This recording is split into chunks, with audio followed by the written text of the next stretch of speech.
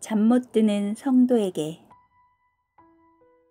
샬롬, 이 시간도 평안한 시간 되기를 바랍니다. 오늘은 바운주의 책 기도에 내 인생이 달렸다의 제6장 내용을 읽어드리겠습니다. 6장의 제목은 기도는 하나님의 능력이 닿는 모든 곳으로 달려간다 입니다. 제목이 이렇게 멋진데 소제목들 또한 우리 마음에 기대감을 넣어주기에 충분합니다. 소제목들은 다음과 같습니다. 첫 번째는 강인한 믿음이 강인한 기도를 낳는다. 두 번째는 하나님의 역사를 방해하는 우리의 믿음 없음. 세 번째는 기도의 가능성의 범위는 하나님의 능력의 범위. 네 번째는 약속을 얻고 약속을 창조해내는 믿음의 기도. 다섯 번째는 우리의 직무와 삶은 기도하는 것이다. 어떠십니까? 본문 내용이 기대되지 않습니까? 그럼 지금부터 6장 내용을 읽어드리겠습니다. 기도의 가능성은 하나님의 능력을 믿는 믿음으로 측정된다. 우리의 믿음은 하나님께서 역사하시기 위한 가장 중요한 조건이다. 우리의 믿음은 기도하기 위한 가장 중요한 조건이다. 믿음은 하나님을 향해 최대한 가까이 나아가게 한다. 나약한 믿음이 언제나 나약한 기도를 낳고 강건한 믿음이 언제나 강건한 기도를 낳기 때문이다. 예수님은 항상 기도하고 낙심하지 말아야 할 것을 비유로 말씀하시며 강인한 기도의 필요성을 강조하신 뒤 예리한 질문을 던지신다.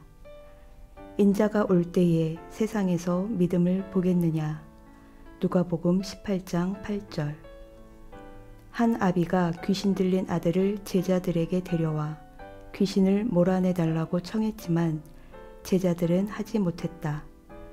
그러자 그 아비는 나약해지는 믿음과 커지는 슬픔 속에서 아들을 향한 연민으로 예수 그리스도께 부르짖었다.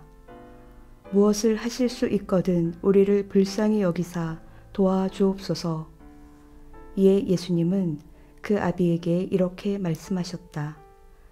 할 수 있거든이 무슨 말이냐? 믿는 자에게는 능히 하지 못할 일이 없느니라. 아이의 치유는 아이를 치유할 수 있는 그리스도의 능력에 대한 그 아비의 믿음에 달려 있었다. 물론 그리스도께서는 본질적으로 영원한 능력을 가지고 계셨다. 그러나 예수님이 그 능력을 행사하시느냐, 행사하지 않으시느냐 하는 것은 그 아비의 믿음의 능력에 달려 있었다. 우리의 큰 믿음은 그리스도께서 우리를 위해 큰 역사를 이루시게 한다. 우리에게는 하나님의 능력에 대한 활기 있는 믿음이 필요하다.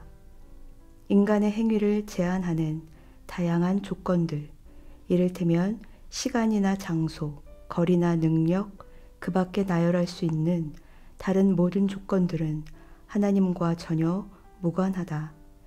우리가 하나님을 바라보며 진실한 기도로 부르짖기만 한다면 하나님께서는 반드시 들으실 것이며 우리의 상황이 아무리 끔찍하고 돌이킬 수 없을 만큼 비참하더라도 반드시 건져주실 것이다.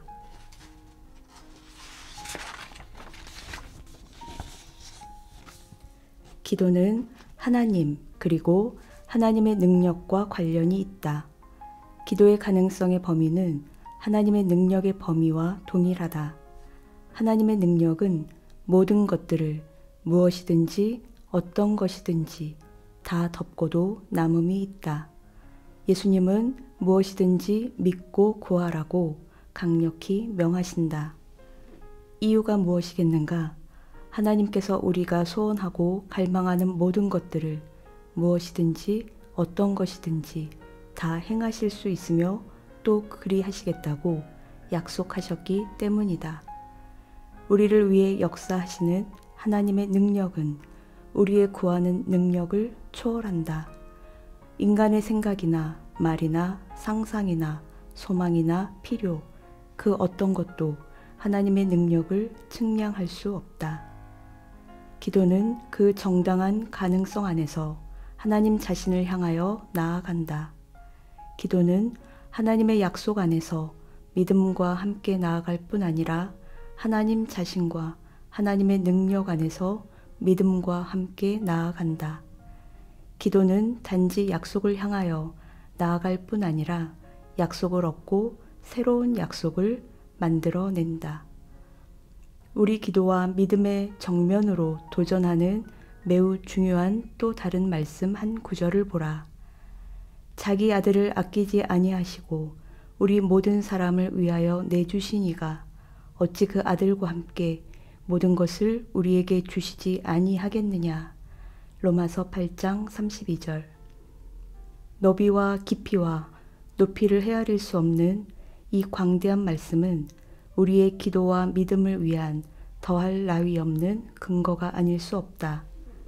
여기서 사도 바울은 하나님께서 우리를 구속하기 위해 자신의 외아들을 값없이 내어주셨다는 사실에 대한 기억을 상기시킴으로써 우리에게 모든 것을 주시겠다는 하나님의 약속을 뒷받침하고 있다. 자신의 외아들을 내어주시는 하나님, 이 하나님이 바로 하나님은 믿고 기도하는 사람에게 모든 것을 값없이 주실 것이다 라는 사실에 대한 보증이며 보장이다. 그러나 우리는 이 신령한 말씀을 얼마나 확신하고 있는가? 이 신령한 말씀에서 얼마만큼의 영감을 받아 광대한 것들을 구하고 있는가? 우리는 가장 광대한 것들을 구하기 위해 얼마나 거룩하고 담대하게 나아가는가? 진부한 타성으로 우리의 가장 광대한 간구를 제한해서는 결코 안 된다. 광대한 기도, 더욱 광대한 기도, 가장 광대한 기도가 하나님의 은혜를 확대하며 하나님의 영광을 더하기 때문이다. 미약한 기도는 기도하는 사람 본인을 허약하게 만들 뿐만 아니라 지고선을 위한 하나님의 뜻을 제한하고 하나님의 영광을 흐릿하게 가리게 된다. 예수 그리스도께서는 하나님 보좌 우편에 앉아 우리를 위해 중보의 기도를 드리고 계신다. 우리 주 예수 그리스도의 중보 기도는 실로 왕의 기도다우며 고귀하며 장대하다. 그러나 우리를 위한 예수님의 중보 기도의 유익은 우리의 기도를 통하여 우리에게로 흐른다. 우리의 기도는 감화에 의해서든 필요에 의해서든 그리스도께서 아버지 우편에서 행하고 계신 크신 중보의 사역에서 영감을 얻어야 하며 그 사역의 광대함을 포착해야 한다. 예수님의 직무와 삶은 기도하는 것이다. 그렇다면 우리의 직무와 삶 또한 기도하는 것, 쉬지 않고 기도하는 것이 되어야 마땅할 것이다. 우리가 기도하지 않으면 우리를 위한 예수님의 중보 기도가 열매를 맺는데 악 영향을 끼치게 된다. 우리의 나태한 기도, 냉담한 기도, 나약한 기도, 이래도 좋고 저래도 좋다는 식의 건성으로 드리는 기도가 그리스도의 기도의 영향력을 훼손하고 회방하는 것이다.